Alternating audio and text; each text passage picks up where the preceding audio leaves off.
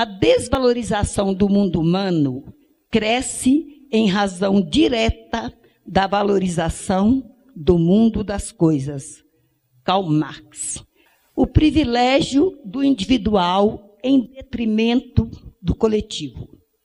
Desde a entrada das nossas sociedades na era do consumo de massa, a cultura cotidiana passou a ser fortemente influenciada pela mídia, pela publicidade e pelo mercado, que pregam o bem-estar pessoal, o lazer, o interesse pelo corpo, os valores individualistas do sucesso e do dinheiro.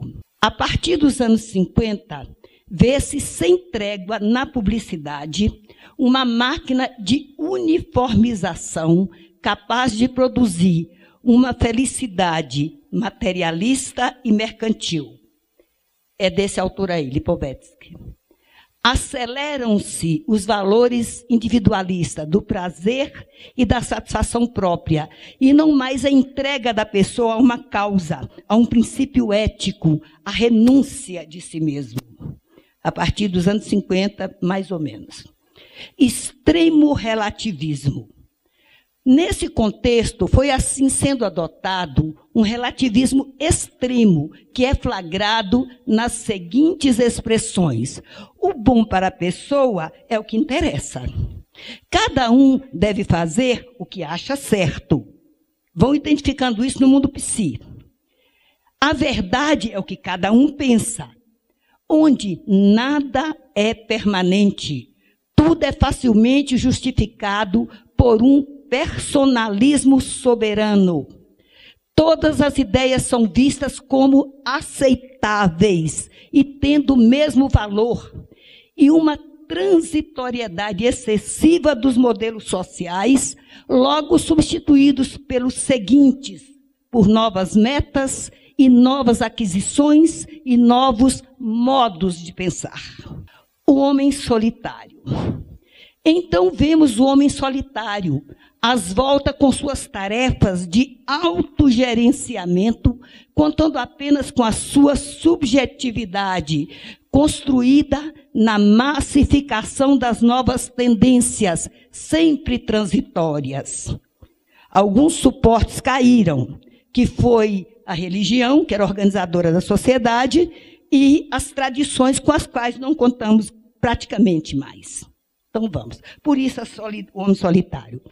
Nesse enredo moderno, o eu foi ganhando domínio, despontando como centro das preocupações, das decisões e dos comportamentos do sujeito e, de forma lamentável, dos interesses profissionais e acadêmicos, notadamente nos espaços psi. A ênfase e o peso da responsabilidade se transladou decisivamente para a autoafirmação do indivíduo. O homem contemporâneo foi deslocando para o terreno da exterioridade ou do alheio, ou seja, para fora de si, o grupo, as instituições e a comunidade, e no nosso caso, em especial, o outro. No espírito desse tempo, com o deslocamento radical da comunidade para o indivíduo, foi se construindo a primazia do eu. Como descreve Chagas, o sujeito moderno tem o desejo de ser o único e o melhor de todos, decaindo no individualismo solitário, desamparado e indiferente. Qual o corolário que deriva da primazia do eu? O direito ao hedonismo individualista, em detrimento do espírito comunitário. Paradoxalmente, essa liberdade desvinculada do outro, da comunidade, instala uma carga quase esmagadora sobre o indivíduo. Nesse processo de recolhimento em si, vai tomando corpo o vazio existencial, a solidão do vazio. Eu fiz descrição de 3 solidões, mas não vou falar não, vou falar só do vazio, porque senão não dá tempo. A solidão do vazio é a ausência do outro, pelo encapsulamento do eu em si mesmo. O homem contemporâneo é a psicoterapia. E com essa condição angustiante, temos que lidar nos nossos consultórios. Um homem solitário, sob o peso de um individualismo carcereiro do seu ímpeto humanizante. As possibilidades de sentido. Eu penso que se faz urgente o momento de levarmos ao campo psi as possibilidades de sentido que não estejam apenas configuradas no indivíduo e no agora, mas visando uma comunidade humana futura, desejada por nós. A esperança.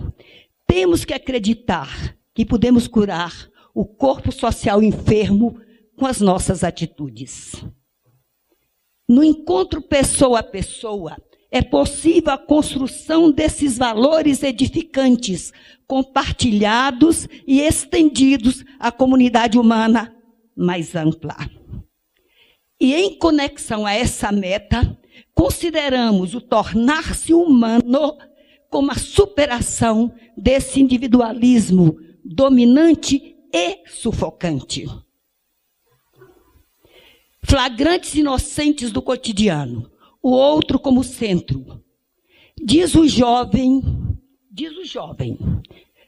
para mim, né? Vou jogar água na cara do Felipe, é maldade? Se você o faz por ele, não é maldade. Mas se você faz por prazer egótico, você está na primazia do seu eu. Deixar entrar numa instituição por exceção, pode. Se é pelo outro, é legítimo. Se é por interesse pessoal, é corrupção. Diálogo rápido. Rogério veio bater o veneno no jardim para mim. De graça. Ué, por quê? Porque ele gosta de mim. Porque eu converso com ele. Existem pessoas assim. A diretora de uma escola estadual se queixa. A meninada se senta nas escadas e não arreda pé para os funcionários idosos passarem. Os coitados sofrem quase contusões, se desvencilhando deles que nem se mexem. Quem pode com esses meninos? Conclui sorrindo. O efeito dialogal da psicoterapia gestáltica. Pensamos a psicoterapia gestáltica como uma abordagem que resulta na awareness, porém não na awareness dialógica. A descoberta é essa awareness. Awareness é consciência, viu, gente? A descoberta daquele que está invariavelmente presente, mas nem sempre é percebido no nosso caminho. O homem se sente solitário porque ele acredita e se vê como responsável unicamente por si mesmo, pelo que escolhe, pela sua transformação e pelo seu destino. E também vê o outro como o único responsável pela sua própria autoconstrução. Existe uma ideia de desvinculamento subtendida na nossa cultura e na nossa praxis cotidiana. Esse desvinculamento não expresso, essa crença na nossa separatividade absoluta é a raiz da solidão. O cuidar solidário e exclusivo de si implica no esquecimento do outro, que é o esquecimento da nossa própria humanidade. Então, precisamos definir o que é nossa humanidade. O que é ser humano. Com veemência, nos alerta Buber, tornar-se humano. É para isso que cada homem foi criado. Eu acredito firmemente nessa proposição buberiana. Por isso eu vejo a psicoterapia como um espaço privilegiado para ajudar o homem a descartar-se desse peso do individualismo carcereiro, do seu ímpeto humanizante, como eu disse antes. A pessoa se relaciona com os entes do mundo, é verdade, isso é inevitável. Cada um de nós constrói o seu jeito de ser com a participação concreta do outro. Percebamos ou não essa vinculação essencial. Mas no processo de humanização, não se trata de uma relação, de uma mera relação tipo sujeito-objeto. O jeito propriamente humano de ser é um jeito dialogal. Uma relação de intimidade eu-tu. Isto é, uma relação em que nada se visa. Nem se está pensando em construir uma imagem para negociação. Porque a tendência contemporânea é usarmos tudo como tendo valor de troca, de venda. Até a imagem da pessoa é construída para ser vendida ou trocada para algum benefício, inclusive nossa imagem como profissionais. Então, a pessoa fica, olha como é que o individualismo aprisiona a própria pessoa, embora pareça que ele é vantajoso. A pessoa fica refém da própria imagem. Tem que corresponder a essa construção artificial. Olha o vazio chegando. Ela não tem a coragem de descartar dessa aparência, sob pena de perder os ganhos que ela lhe traz. Porque a imagem traz ganhos, puramente materiais, mas traz. E quando eu falo material, não é só dinheiro. É com o humano também. Pode ter uma relação absolutamente materialista. Então, vamos. Essa imagem mercadológica não é a mesma imagem que a pessoa tem de si, que a pessoa capta com a sua vivência. Olha o vazio chegando. Pelo contrário, a pessoa perde o contato com a imagem genuína, oriunda da sua inserção no mundo, pela presença dominante da imagem utilitária, construída ao longo do tempo. Eu isso consigo mesmo. Dizer que o jeito de ser humano é um jeito dialogal significa que no momento em que o ser lhe chama, porque a gente tem a relação eu-coisa o tempo todo e é legítima, mas no momento em que o ser lhe chama, a pessoa tem que abrir mão dessa postura de interesse para aderir a uma relação gratuita, onde o espaço onde nada vendido existe. E isso nós temos que tomar cuidado, porque às vezes não abrimos mão disso em momento algum. Tudo é vendido, com colega, com marido, com sócio, com aluno, com tudo. E eu espero que vocês tenham entendido o que é vendido. Tudo tem que ter valor de troca. Então vamos. Essa relação de intimidade, ela não só dispensa, mas ela realmente não aceita, ela recusa qualquer intenção utilitária.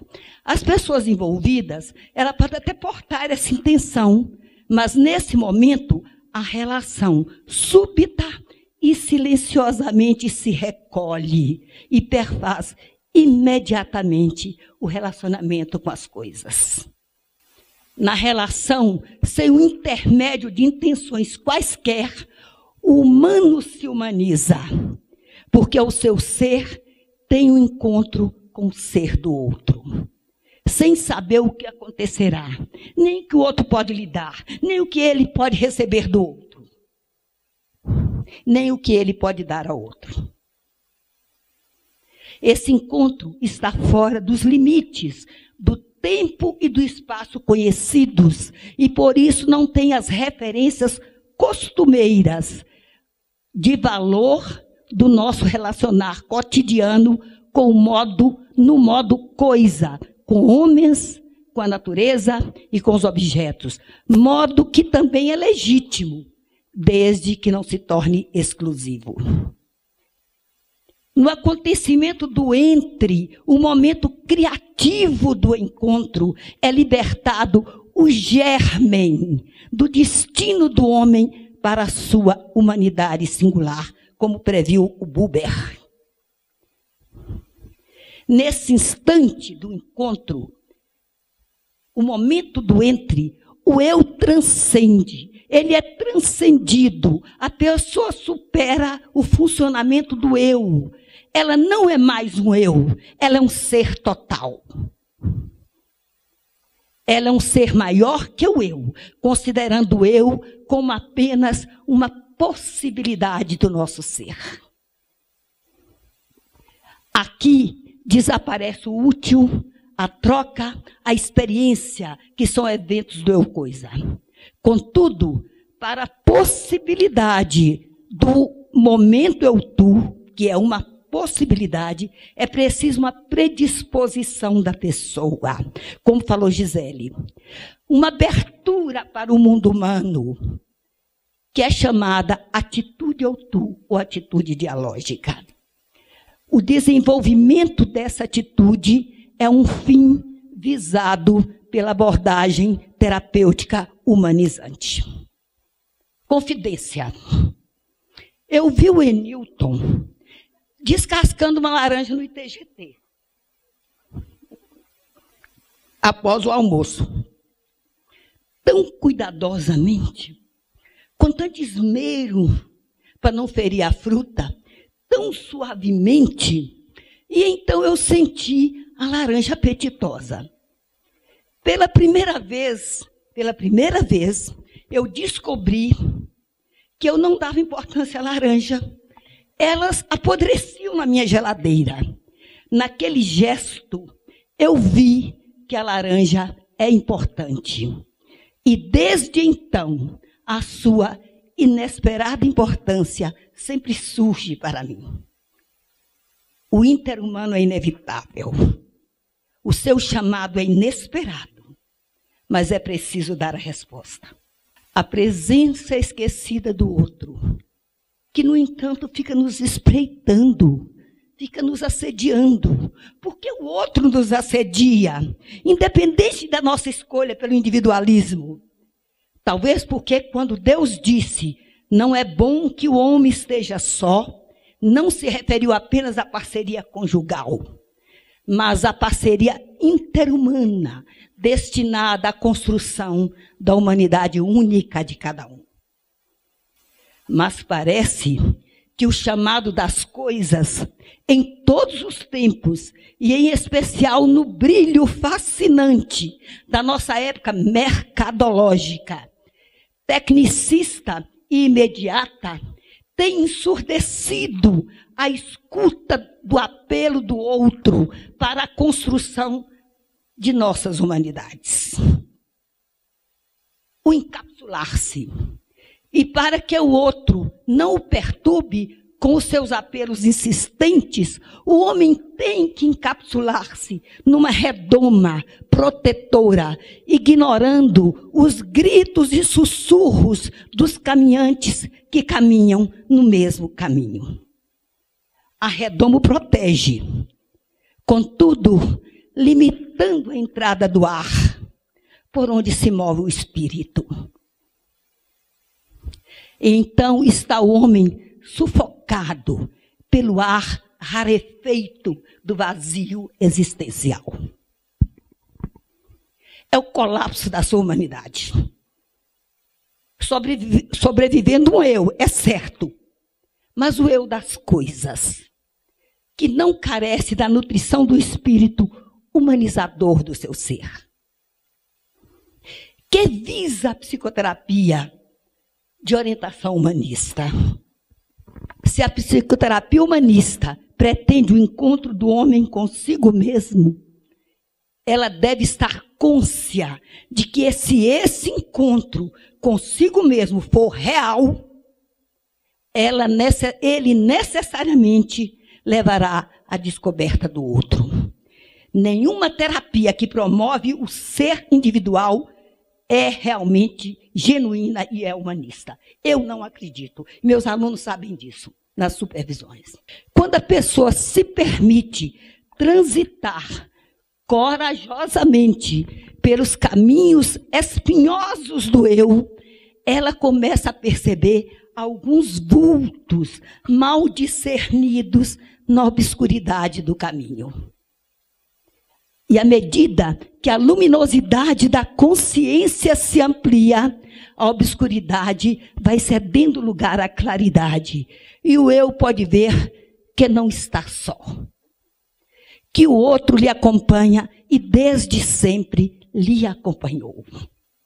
E reconhece que aquilo que ele vive, está vivendo, tem relação com o que o outro vive, está vivendo e vice-versa. Mas essa não é meramente a descoberta de um caminhante parceiro. Não é meramente isso. Essa descoberta nos constrange a voltarmos para ele e nos obriga a abrir mão da primazia do eu. O que nos leva a deparar-nos inesperadamente com a saída do nosso próprio vazio. Saída tão arduamente procurada, por tantas vias fechadas, que só agora se abrem numa oferta inesperada e gratuita para mim. Em síntese, quando nós, terapeutas, auxiliamos o nosso cliente no resgate do seu eu, podemos estar enfatizando o eu do encontro ou o eu do alinhamento. Isso ocorre na dependência da própria atitude dialógica do terapeuta.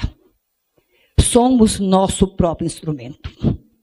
Não temos nenhum poder de isolar a profunda influência do nosso modo de ser sobre a pessoa à nossa frente. Estamos, assim, de forma inescapável, terapeutas, a ajudar o cliente na construção da sua humanidade ou no alinhamento e alienação da sua humanidade. Fragmento clínico. E como foi a cerimônia de posse do seu marido? Pergunta o terapeuta. A mulher falou à cliente: não fui. Acredita que eu não fui? Minha tia pegou dengue. E ela é idosa, tem 83 anos. Seus filhos moram em São Paulo. A cuidadora estava de folga nesse sábado. E ela fica na minha casa quando a cuidadora tira folga. Estava com um febrão, coitada. Eu não quis deixá-la sozinha, até de madrugada, quando eu voltaria. E eu percebi também que ela estava aterrorizada com a doença, apavorada com as notícias da TV sobre os óbitos, com medo de morrer sozinha em casa. E eu fiquei com muita dó. O terapeuta considera em silêncio a cotidiana história de dedicação dessa mulher. Lembra-se que ela se preparara durante todo o mês para a festa. Comprar um luxuoso vestido novo, bijuterias requintadas e um caro par de sapatos. E abrir a mão de tudo para ficar com a tia enferma e solitária. Ponderou após refletir sobre o fato e disse: você precisa mais é cuidar de você mesma, e se preocupar menos com os outros, disse a sua cliente. O risco inadvertido da primazia do eu pelo terapeuta. A própria humanidade do terapeuta é decisiva nesse processo de construção interhumana.